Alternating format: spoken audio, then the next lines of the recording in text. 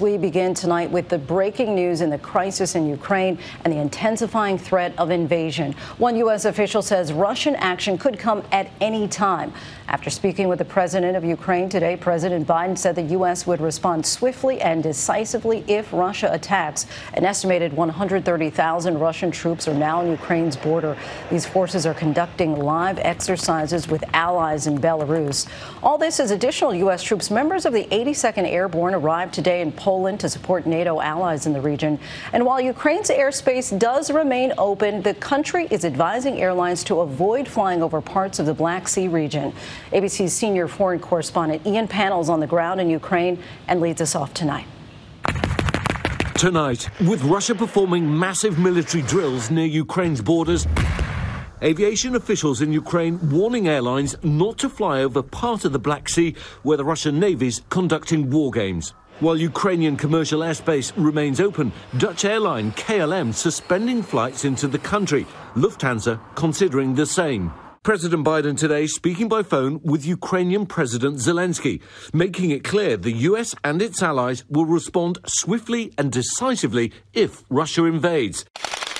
Zelensky asking the US for even more military and financial support, even inviting Biden to visit the country. That call coming 24 hours after President Biden's high-stakes call with Vladimir Putin, warning a Russian attack would result in swift and severe costs. But despite the ongoing diplomacy, no apparent progress. It's certainly not a sign that things are moving in the right direction. There's been a full-on diplomatic blitz this weekend. French President Macron speaking with Putin Saturday, where he again denied Russian forces intend to invade, and German Chancellor Scholz heading to Kiev tomorrow and then Moscow. Despite Russia's staunch denial that they're planning to attack, US officials sticking to their dire warnings. The way they have maneuvered things in place makes it a distinct possibility that there will be major military action very soon. US officials saying in just the last 10 days, Russia accelerated the buildup of its forces, moving closer to Ukraine's border.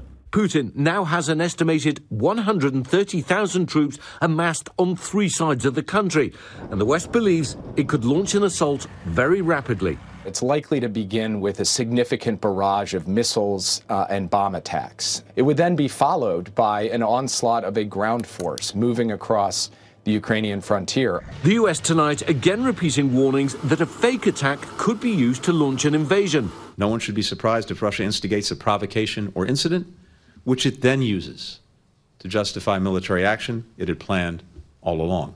Analysts say the US releasing intelligence on Putin's possible plans is part of a strategy. They're trying to preempt any kind of fabricated excuse that Mr. Putin would have to invade Ukraine.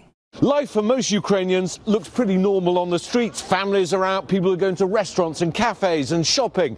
There is no sense of panic here, but people are certainly planning and preparing in case the worst happens. But despite the feeling on the ground, the State Department taking no chances, ordering all US citizens to get out of Kiev while they still can.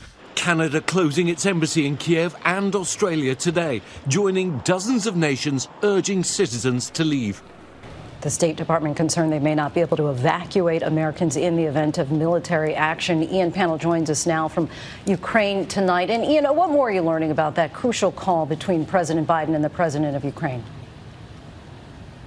Yeah, interesting. I mean, Vladimir Zelensky thanked Joe Biden for his support, but he also invited him to visit Ukraine, saying that he's convinced that if he arrived in Kiev in the coming days, it would be crucial to help stabilize the situation, send a powerful signal, and also help towards de-escalation. I think it's highly unlikely to happen, but it shows you the mood in the Ukrainian presidential palace tonight. Lindsay? Ian Pannell, thanks so much.